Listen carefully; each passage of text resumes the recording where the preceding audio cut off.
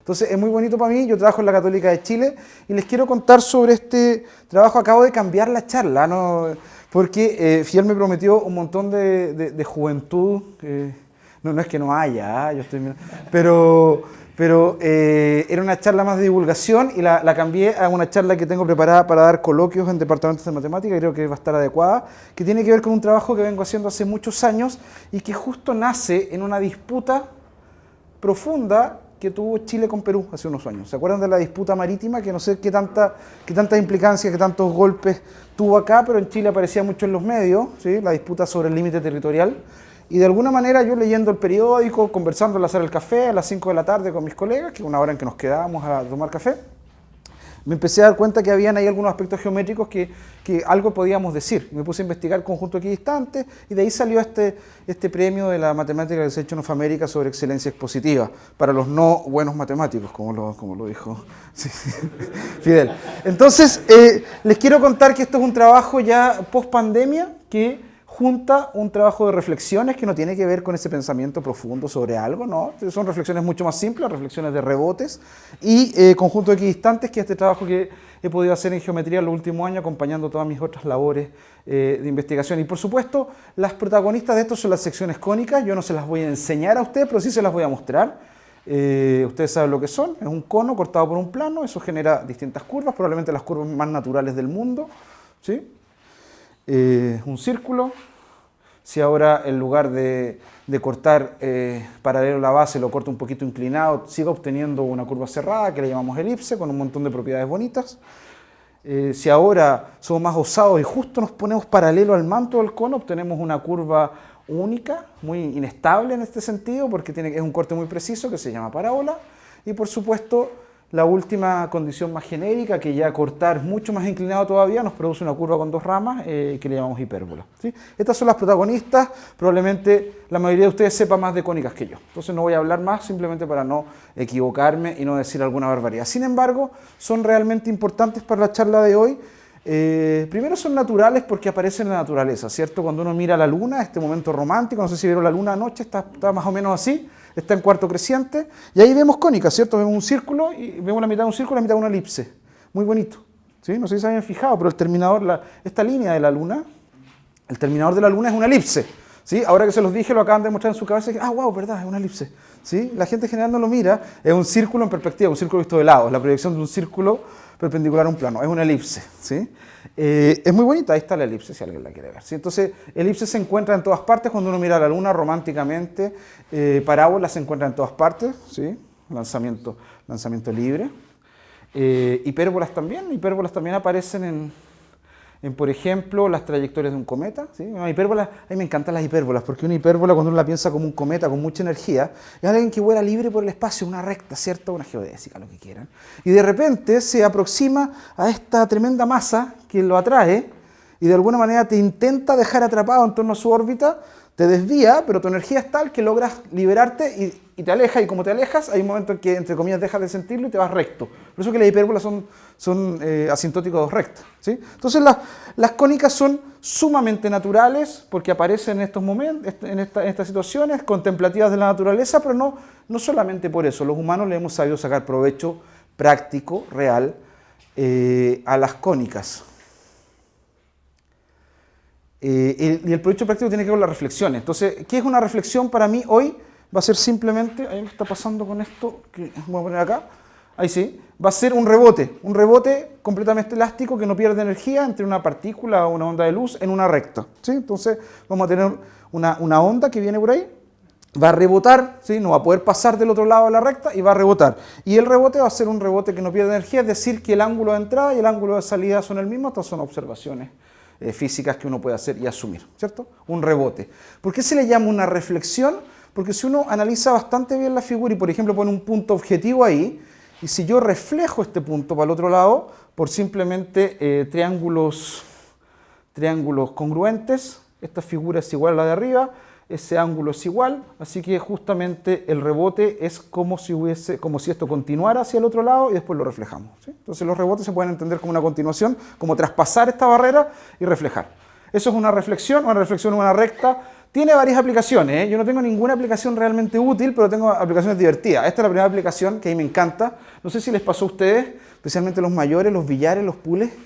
Eran lugares oscuros, ¿cierto? No sé si se acuerdan que un billar... A mí si mi mamá me pillaba en un pool, me sacaban la cresta. Yo sé que hoy día no se le puede hacer eso a los niños, pero en esa época se hacía. Entonces, y uno iba, pues, no porque quería que la mamá le pegara, sino porque había algo de misterio. Es como meterse en un problema de matemática difícil, ¿cierto? Está ese misterio, esta adrenalina de no saber qué te va a pasar.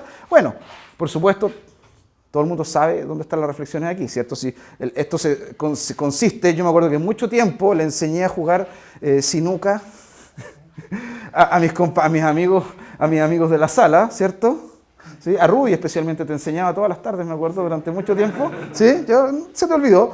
Pero esencialmente uno trata de pegarle con el taco, con la pelota blanca, a la pelota que corresponde, en este caso el 1, pero aquí está atravesado el 4, uno no le puede pegar derecho. Entonces aquí el truco más básico es tratar de buscar otra dirección para pegarle. Entonces uno toma la bola, la refleja con respecto a la banda y considera esa recta y ahí aparece un punto que es la intersección y uno se da cuenta que simplemente este ángulo de aquí, con respecto a esta recta, este ángulo de aquí se copia allá abajo, porque es reflexión, propuesto por el vértice se copia acá, así que justamente si yo hago rebotar la pelota acá sin perder energía, va a llegar allá, porque ese ángulo y ese ángulo son iguales, ¿cierto? Entonces cada vez que yo me encuentro con esa situación de dos ángulos iguales, eso es lo que va a ocurrir en un rebote, una reflexión.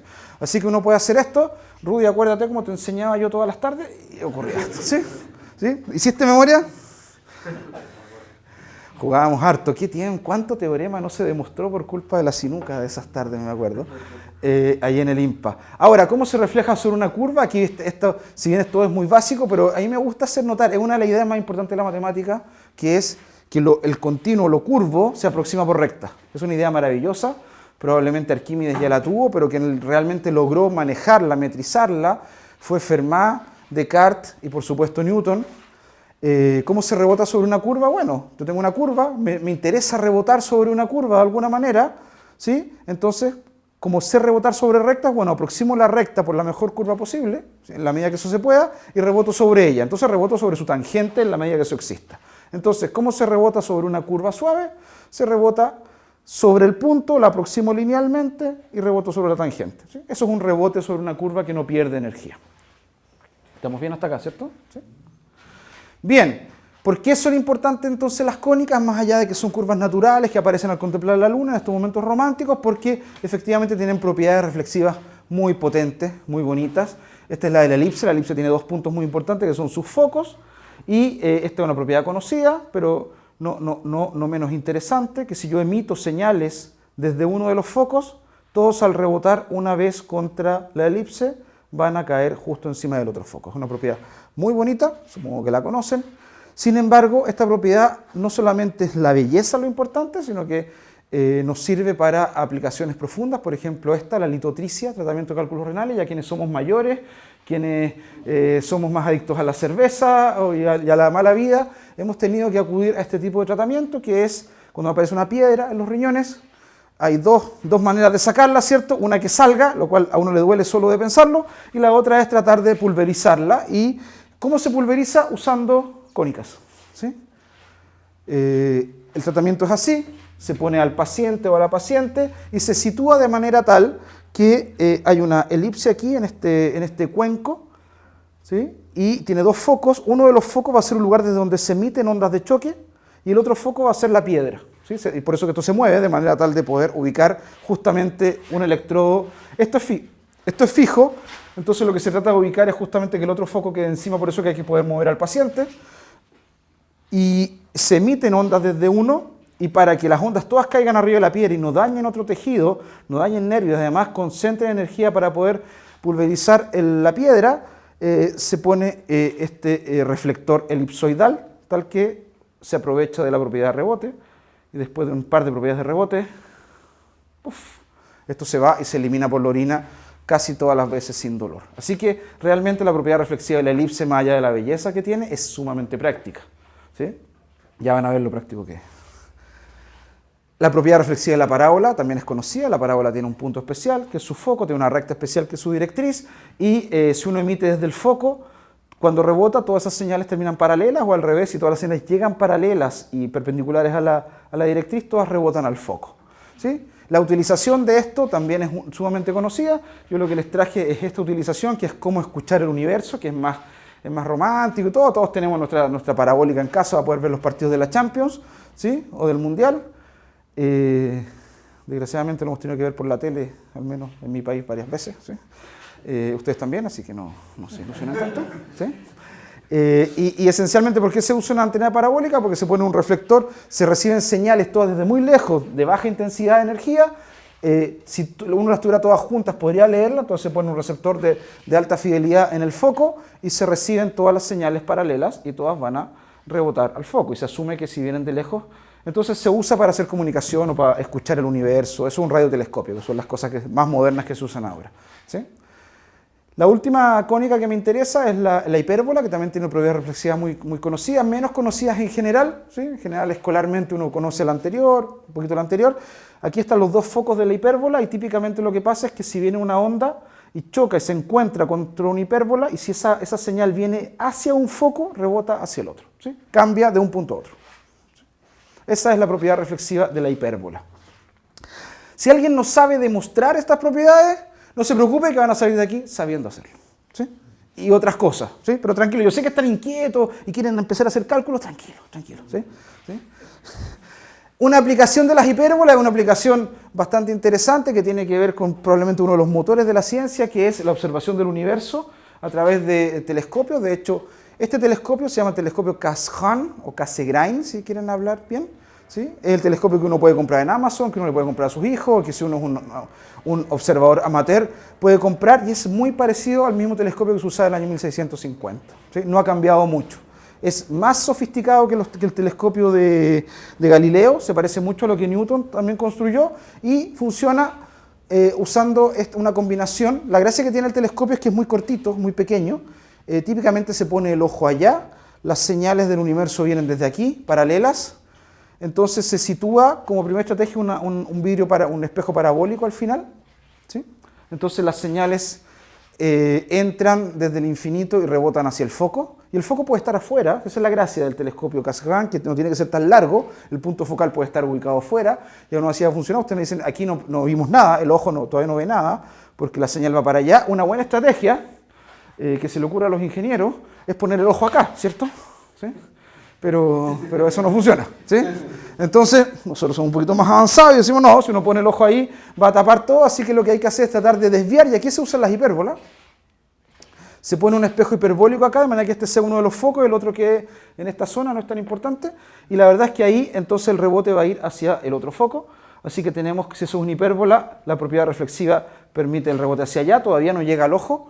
Hay ingenieros más sofisticados que se les ha ocurrido hacer un agujerito acá, y ahí no se rían porque eso sí funciona, ¿sí? Hacer un agujerito al final y mirar desde el fondo, pero el telescopio Cassegrain original tiene el ojo por allá, y cómo se desvía las señales hacia arriba, muy fácil, con una reflexión plana, se pone espejo plano que hace que las señales lleguen a su lugar, ¿sí? Así funciona un telescopio. Entonces ya tienen tema especial para contar esta tarde con su familia a las 11. ¿Sabes tú cómo funciona un telescopio? Si hay alguna chica que quieren convencer de algo, háblele de esto, ¿sí? Yo me he casado 2 veces con esta historia, ¿sí? No, funciona, ¿sí? Sí, bueno, cada uno tiene su técnica, ¿cierto? Algunos bailan bien, otros hablamos de telescopio. Bien. Yo con esto espero haberlos convencido de que las propiedades reflexivas de las cónicas valen la pena, ¿cierto? O sea, no, ustedes conocen las cónicas, probablemente aquí en esta sala hay especialistas en geometría algebraica. Yo no me atrevería a enseñarles nada, pero las propiedades reflexivas de las cónicas son importantes, entonces creo que va a valer la pena que indaguemos propiedades reflexivas de otras cosas que no son cónicas, pero que también son muy parecidas. Así que los objetos que quiero que indaguemos es el otro nombre que había, que era conjunto equidistante. Y aquí puse un mapa de fondo, se fijan que es un cambio de escenario, ¿sí? Es como con la película de Oppenheimer, vamos a hablar de otra cosa y cambia el color de la presentación. Aquí aparece un mapa, ya no aparece una reflexión. Voy a hablar de conjunto equidistante. Por supuesto, el primer conjunto equidistante es la simetral. donde una simetral es una recta, pero quiero que la entendamos como la presencia de dos puntos, el punto verde y el punto rojo, y la consideración de todos los puntos que son equidistantes ellos dos. Por supuesto, este ejercicio es sumamente elemental.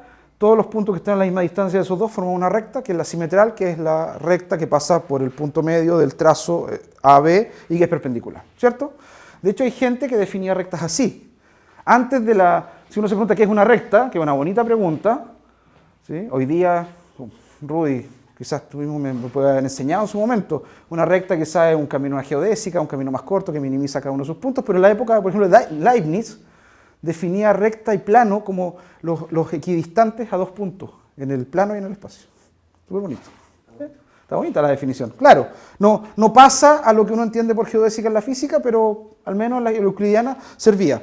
Así que eso, y le llamamos M sub AB por mediatriz o lo que ustedes quieran, ¿sí? Entonces, M sub AB, cuando yo lo ponga, va a ser una recta que tiene estos dos focos, le quiero llamar focos, ¿de acuerdo? Por supuesto, esto lo podemos complejizar un poquito. En lugar de considerar dos puntos, un punto rojo y un punto verde, podemos considerar conjuntos más sofisticados, y aquí yo quiero considerar costa. Esta debe ser la costa de Florida, ¿sí?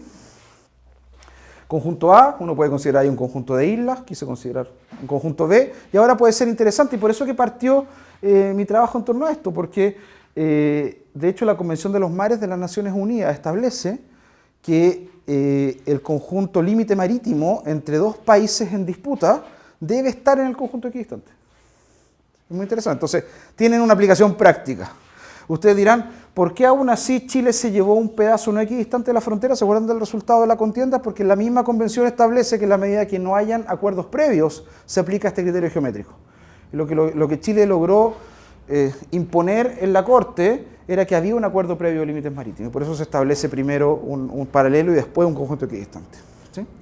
Pero esencialmente esa disputa territorial ahí me sirvió mucho para encontrar un tema de investigación, y cuando uno encuentra un tema de investigación del cual vivir, uno se pone feliz. Pues, ¿sí? Puede pagar las cuentas, puede pagar los vicios, puede venir a ver a los amigos a Lima. Así que el conjunto equidistante entre dos conjuntos son todos los puntos que están a la misma distancia, donde la distancia de un punto en conjunto está definida como ustedes se imaginan, ¿sí? El ínfimo de las distancias del punto X a los puntos de A, ¿sí? Entonces esos dos segmentos son iguales, y eso por supuesto forma un cierto conjunto raro que yo lo dibujé ahí como una curva, pero vamos a indagar un poquito en lo que es. ¿Ok? Es un conjunto. Es un bonito ejercicio si quieren indagar, un ejercicio de topología, de análisis real, ¿sí? ¿Cómo son los conjuntos equidistantes en el plano? ¿Sí? ¿Serán así como curva o podrán tener interior, por ejemplo? ¿Se imaginan? ¿Se imaginan lo problemático que sería un conjunto equidistante con interior para efectos de la aplicación de la norma de la Convención de los Mares? Rubén me dice, no tienen interior en muchos casos. De hecho, cuando no son disjuntos tienen interior. O sea, si quieren, consideren el conjunto A como... ¿Puedo rayar o no? Si este es el conjunto A y este es el conjunto B, y si quieren, pónganle aquí una frontera, y esto es el mar, no es difícil ver que el conjunto equidistante es esto. Así que tiene interior, claro. Lema, pruébelo en la casa, cuando se vayan al trabajo, a la casa de vuelta, si son disjuntos no tiene interior, ¿sí? Pero puede tener interior, y eso es un tremendo problema, porque típicamente los países que están en disputa son países que están como estos, ¿sí?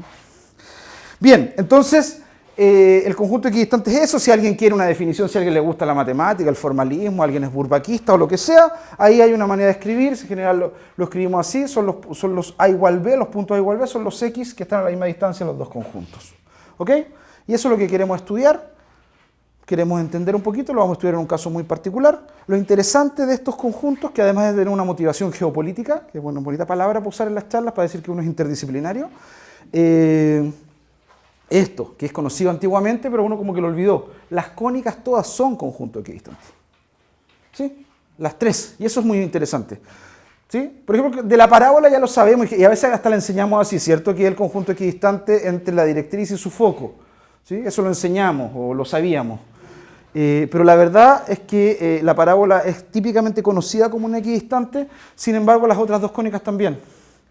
Esto aquí dibujé la rama de una hipérbola, acá hay un foco, aquí está otro, y dibujé un pequeño circulito del radio que quieran, mientras sea chico, alrededor de un foco.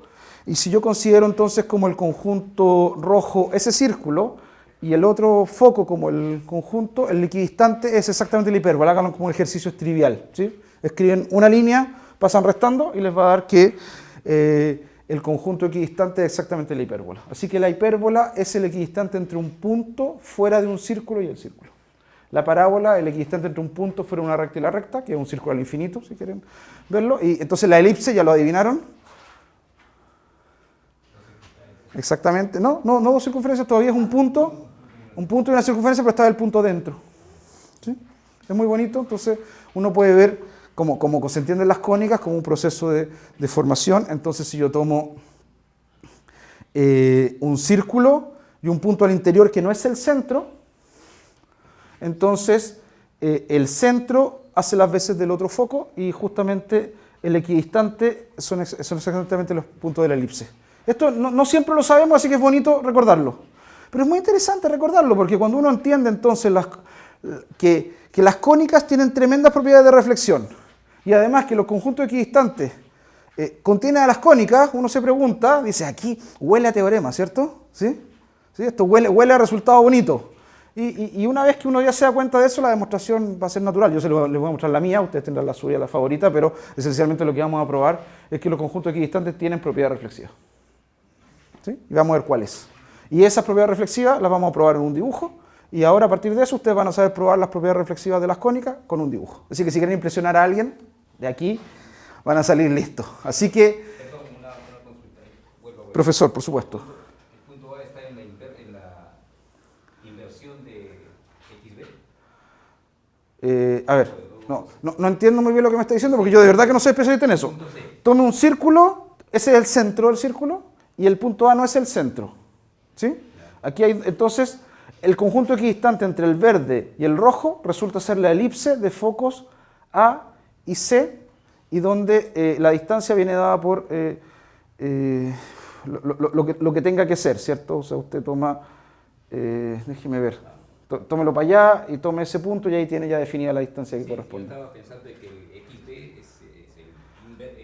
XB es el pie de X sobre B, o es, si quieres, ese punto es equidistante y el XB no es más que la unión, el radio que pasa por desde C a XB. Es un radio, ¿sí?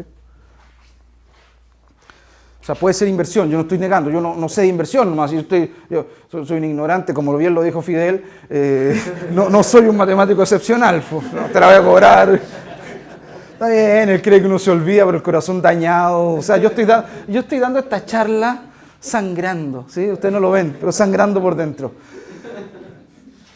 Si uno quiere entender las propiedades reflexivas de algo, es bueno entenderlas en el caso más simple posible. Recuerden que sabemos lo que es una reflexión de una recta, pero sabemos que una recta se puede ver como un conjunto equidistante que es la simetral. Tratemos de entender la propiedad reflexiva de la recta entendiéndola como una simetral. Entonces la propiedad reflexiva simetral, ahí tengo una simetral puesta como conjunto equidistante entre A y B.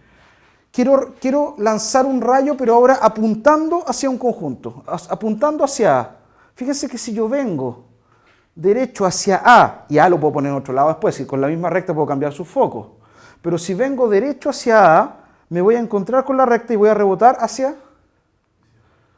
Y esa es la propiedad reflexiva, como ese es alfa y ese es alfa, entonces necesariamente reboto hacia el otro. Así que esto que está aquí es entender la propiedad reflexiva de una recta, pero ahora como conjunto equidistante. Y dice, si yo voy derecho hacia uno de los focos y se me atraviesa la recta, reboto hacia el otro. Y ahí uno sospecha entonces cuál es el teorema al tiro, ¿cierto? Entonces, ¿lo vieron o no? Lo interesante de esto es que la gran idea de aproximar a primer orden funciona. Justamente rebotar en tangente, el concepto de ángulo es un concepto de primer orden. Entonces lo que vamos a hacer, y eso con lo que vamos a cerrar, vamos a tratar de entender la situación de conjuntos equidistantes a primer orden simplemente como dos puntos y una recta, y vamos a ver que el rebote es exactamente ese. ¿Sí? Le estoy adelantando que el teorema final no va a ser otra cosa que entender a primer orden lo que esté pasando. Voy a cambiar de nuevo, miren los colores, vean que ahora vamos a hacer un poquito de matemática, puse la pizarra y vamos a hablar de conjuntos convexos.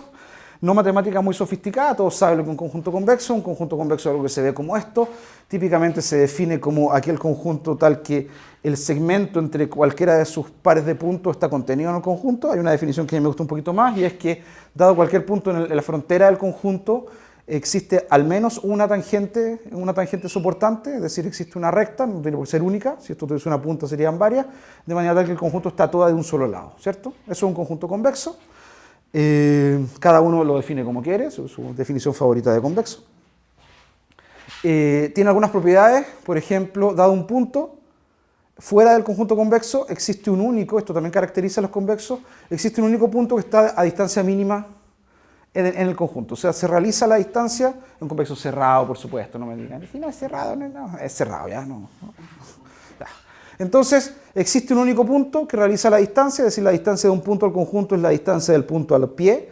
A ese punto se le pone un nombre, de hecho, aquí hay una definición, si quieren, si dado cualquier otro punto en el conjunto, este segmento rosa es más largo que el segmento, ¿cómo se llama eso? Verde, celeste, no sé.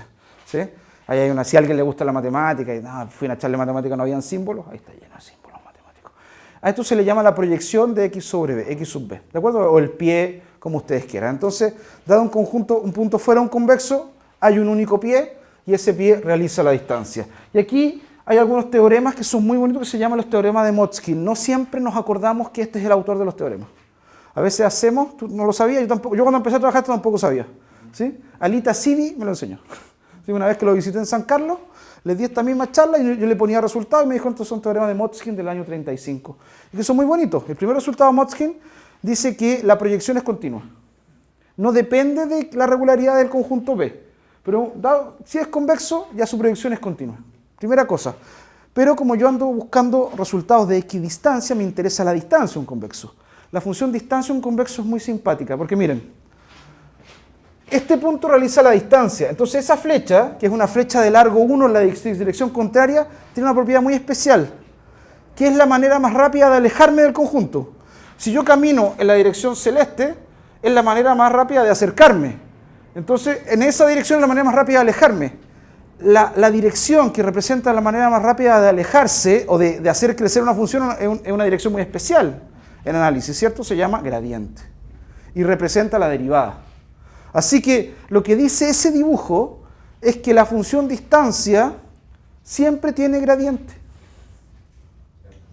Y no solo siempre tiene gradiente, es que el gradiente tiene una fórmula, ¿sí? Es el vector unitario de este. Pero si uno lo mira, esto es x menos xb partido por x menos xb, eso es continuo, porque xb es continuo. Así que eso que dice ahí es que la función distancia, un convexo, siempre tiene gradiente continuo. Eso quiere decir que la función distancia, un convexo, siempre es de clase C1, independiente de lo irregular. Tiene largo 1, y el tremendo resultado de Motzkin es que la función distancia es de clase C1. Es precioso este resultado. Uno a veces no se lo sabe, pero es como, wow, la distancia a un convexo es de clase C1. Es decir, regulariza un montón. Aquí hay un ejemplo. Si yo tengo el convexo rojo aquí, esta es la función distancia, la curva de nivel distancia igual a 1. Por mucho que esto tenga una punta y pinche, esta cuestión es suavecita. La función distancia regulariza, más que la ecuación del calor. O sea, uno aprende regularizantes con la ecuación del calor, esto es mucho más suave. Mucho más, no sé si mucho más suave, pero mucho más natural, ¿ya? Ya, gracias. Pero es mucho más natural aprender regularización a partir de la función distancia que aprenderla a partir de ecuaciones más sofisticadas. Uno tiene su manera de aproximarse al análisis, pero a mí me gusta este. De hecho, hay olímpicos aquí en la sala, le encanta la olimpiada, yo vengo de la olimpiada, y uno puede probar teoremas de olimpiada con este teorema. De hecho, aquí hay uno de los primeros problemas de geometría. ¿Cuál es el primer problema de geometría que se le pone a un olímpico? Pitágoras, no, pues si no se le pone un olímpico, pues John.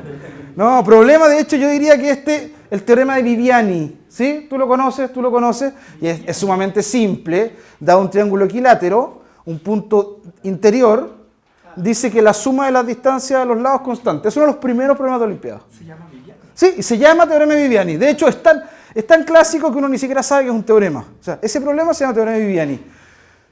Yo sé que esto es una barbaridad lo que voy a hacer, pero vamos a probarlo con cálculo diferencial. Te dice, pero una estupidez, pero no importa, porque es interesante que tenemos una nueva herramienta. ¿Cómo se prueba que, mire, dice que la suma de las distancias es constante? ¿Cómo se prueba que una función es constante? La derivamos y la igualamos a 0. Po. ¿Derivemos la suma de las distancias? ¿Sí? Prueba. Derivemos la suma, el gradiente, que es derivar, que es la suma de los tres. Y aquí se los voy a dibujar. Esas son esas tres flechitas de largo 1. Como es equilátero, están a 120 grados. Y tienen largo 1, Tres vectores de largo 1 a 120 grados suman 0. Así que efectivamente es constante. Yo sé que es tratar de matar un mosquito con un arma nuclear, pero es bonita la prueba, ¿eh? O sea, hay muchas demostraciones, unas con área, con traslaciones. John debe conocer 24 de estas, 25 John. ¿Sí? ¿Ah? Es más natural esto. Esta es más natural, pues, ¿sí? Porque quieres probar que una función es constante. La deriva es igual a 0. De hecho, tengo más, ¿sí? Ejercicio, ¿sí? Esto también es un ejercicio típico de cálculo, pues. Pruebe que cónicas cofocales son ortogonales. ¿Lo han visto, no? Están los libros de esos gordos de esos americanos, ¿sí? Tomen 2 puntos, consideren todas las elipses con esos 2 puntos como focos, todas las hipérbolas, de hecho son ortogonales, también es trivial. Háganlo ustedes para la casa, ¿sí? Deriven, igualen a 0 y listo, y quedan perpendiculares los vectores. Hay otro problema, que está en el libro de Coxeter, que es el punto de Fermat, ¿sí? El punto que minimiza, esta vez, la suma de la distancia a los vértices, ¿sí? Bueno, hay unas construcciones muy inteligentes de Coxeter que refleja, gira, y uno dice, ¡wow! Detengan el mundo. Bueno, deriven la función que quieren minimizar igual a la 0. Y cuando uno la deriva igual a 0, justamente, el mínimo se encuentra en el único punto donde esos tres vectores suman 0 y es cuando el ángulo es 120 grados. Tres vectores de largo 1 suman 0 si solamente si están a 120 grados. ¿Sí? Así que ahí tienen, y ese es el punto de Fermat. ¿Está lindo esto? Busquen más, está lleno de ejercicios de Olimpiada que pueden probar con el teorema de Motzkin. Es muy bonito.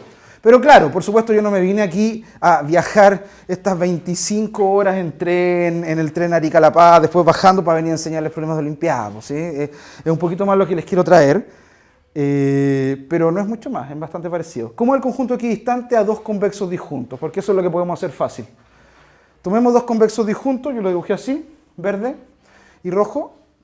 Por supuesto, la función involucrada va a ser la diferencia de la distancia. Yo ando buscando todos los puntos a igual distancia, entonces lo mismo que buscar el cero de la función diferencia, ¿cierto? El conjunto equidistante es la preimagen del cero de la función distancia. Pero esta función ahora ya sabemos que fuera de los conjuntos es una función de clase C1. Y las funciones de clase C1, sus curvas de nivel son muy simples, ¿cierto? En la medida que los gradientes sean no nulos, las funciones de clase C1, las curvas de nivel son ortogonales al gradiente.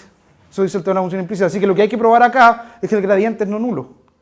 Entonces ahí considero el conjunto equidistante cualquier cosa que sea, ni siquiera no estoy sugiriendo que sea una curva todavía. El gradiente es la diferencia de los gradientes. Así que para probar que es una curva suave, me bastaría comprobar que el gradiente es no nulo. Probémoslo, trivial, si quieren lo prueban por contradicción. Ahí tomamos un punto X que esté en el equidistante. ¿Por qué el gradiente es no nulo? Supongamos que es nulo, es decir, ¿se acuerdan cuál es la fórmula de los gradientes, cierto? Supongamos que es nulo, es decir, que los dos puntitos son iguales, que las dos flechas son iguales. Como es equidistante, lo de abajo igual a lo de abajo, despejo lo X, XA tiene que ser igual a XB. ¿Sí? Pero los conjuntos, como son disjuntos, no puede ser XA igual a XB. Así que bien, estamos justo donde podemos aplicar, por fin, el teorema de la función implícita. ¿Sí? ¿No han visto esos estudiantes que dicen, ¿cuándo voy a aplicar este teorema? Aquí está. ¿Sí? Es como esa gente que dice, ¿cuándo voy a usar el mínimo como un múltiplo? Bueno, buscaremos. Así que la curva es suave, ¿sí? Deducimos que el conjunto equidistante es ortogonal al gradiente, pero veamos quién es el gradiente, ¿sí? Calculémoslo, miremoslo. Sabemos que va a ser una curva suave, pero hagamos un zoom un poquito a lo que pasa aquí. No sé qué pasó, déjenme ver. Ahí está la situación, ¿sí? Yo voy a hacer este dibujo, entonces voy a poner los dos gradientes, y voy a poner los pies porque son la continuación de los gradientes. Y quiero ver un poquito cómo es la diferencia de esos dos. ¿Sí? Es la diferencia de dos vectores de largo 1. Esas son fáciles. ¿Sí? Hagamos un zoom. Simplemente para que Fidel entienda. Vamos a empezar a vengar. ¿Sí? Voy a poner aquí el X. Voy a poner los dos vectores de largo 1. ¿De acuerdo? Tiene largo 1, así que voy a completar el rombo. Y por supuesto la resta es eso. Eso es el gradiente. Pero el perpendicular es la suma. ¿Sí? Es muy fácil, ¿sí? Si dos vectores de largo 1 los resto, la suma es perpendicular, un ejercicio trivial, pero además si uno mira un rombo, sus diagonales son perpendiculares, lo que ustedes quieran. Así que ahí está la tangente al equidistante, va a ser esta flecha. Pero esa flecha no es cualquier cosa, fíjense que además es bisectriz de esas dos cosas, porque esto es un rombo, ¿sí?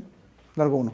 Así que lo que hemos descubierto al hacer este zoom es que si trazo el equidistante y trazo la tangente, esos dos ángulos son iguales. Pero los puedo mirar abajo ahora. Entonces fíjense que lo que veo es que se produce esta configuración de ángulo, alfa, alfa. Ya vieron la reflexión ustedes, ¿cierto? Sí, usted ya la vio, vamos a ver, ¿sí? Para que Fidel la vea, venganza. Voy a considerar ese triángulo, ¿sí? Ese triángulo que está ahí es un triángulo muy especial porque es un triángulo isósceles, ¿cierto?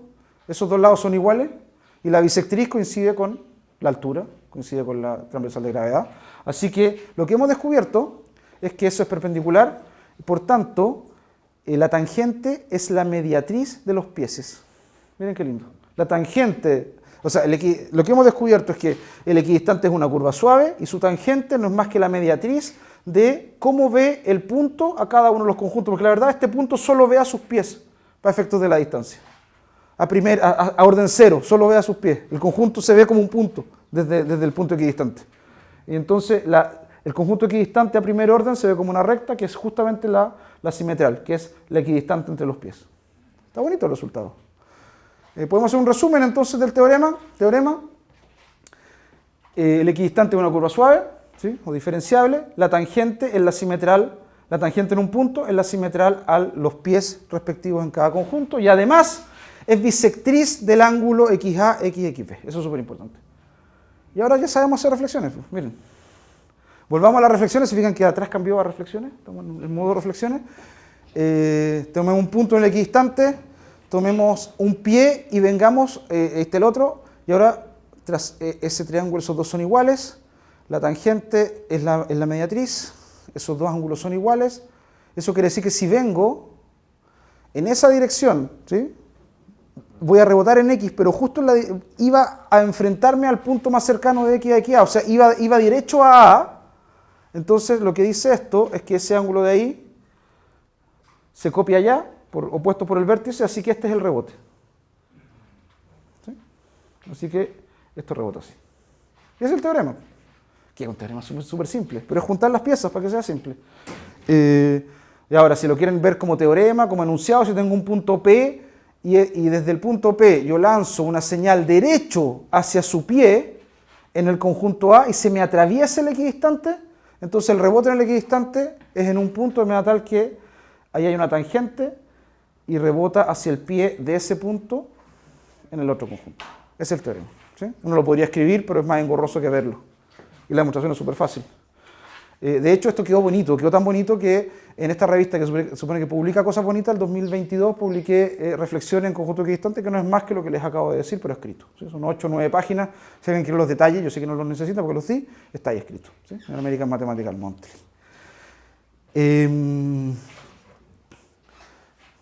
Solo para ir cerrando, ese es el teorema. ¿Vale en dimensión mayor? Acabo de matar las preguntas, esa es la pregunta al final. ¿Vale en dimensión 3? Sí, vale. La demostración de la propiedad reflexiva de conjunto equidistante es muy fácil si uno lo hace en dimensiones mayores. De cónica en dimensiones mayores se complica. Esto es una manera trivial de generalizarlo a dimensiones mayores. ¿Sí? Se pasan las mismas cosas. Y ahora, si alguien quiere reprobar o acordarse cómo se prueba la propiedad reflexiva de la parábola, bueno, recuerden, si voy hacia uno de los conjuntos equidistantes, reboto hacia el otro. Miren. Si voy desde afuera a punto derecho hacia allá, me encuentro con la parábola y reboto hacia el otro. Esa es la propiedad reflexiva exterior de las parábolas. Por dentro, que es la clásica, si voy perpendicular a la directriz, es decir, voy derecho hacia la directriz, reboto hacia el otro. Lo mismo, lo acabamos de ver. A ver, propiedad reflexiva de la hipérbola, la puedo dejar de ejercicio, pero es lo mismo. ¿Sí? Miren, si voy hacia uno de los focos, reboto hacia el otro conjunto, pero el otro conjunto es un círculo, pero si yo continúo, llego hasta el otro foco. Así que la propiedad reflexiva de la hipérbola no es más que un caso particular del que acabamos de ver. También hay una propiedad interna que es menos conocida, y es que si uno rebota, viene desde adentro de la hipérbola hacia el foco exterior, rebota hacia el interior. Y la demostración ya la acabamos de hacer, es una aplicación de lo que hicimos. La elipse la pongo en una estrella, porque una elipse no es el equidistante a dos convexos, porque es el equidistante a un punto y a un círculo provisto desde adentro. Un círculo desde adentro no es convexo, ¿sí? Sin embargo, basta la unicidad del pie para probar todos los teoremas que yo hice. No es sobre convexo, es sobre aquellos conjuntos que yo veo como con un único pie. Y eso sí es verdad cuando yo miro un círculo desde adentro si no estoy en el centro.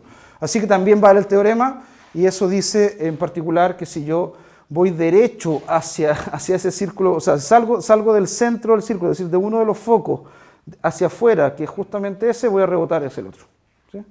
Y también hay un exterior, que es menos conocida, porque hay que saber que existe el círculo de afuera, que es eso. Y ahí están las 4, no sé cuántas hicimos, 6. ¿Sí? Aplicaciones de esto todavía no tengo, o sea, más que reprobar dar una demostración más, probablemente de las más simples de las propiedades reflexivas de los conjuntos de las cónicas, pero estoy seguro que uno puede, y ojalá que alguno de ustedes se entusiasme, encontrar aplicaciones en la industria, en la óptica de reflexión en conjunto equidistante, porque esta vez estamos entonces reinterpretando las cónicas como conjunto equidistante y la propiedad reflexiva, como ustedes vieron, es trivial. Eso era lo que les quería decir y, por supuesto, muchas gracias por su atención, por invitarme. Muchas gracias por el espacio, por venir, por escuchar con tanta atención. Muchas gracias. Muchas gracias, Mario.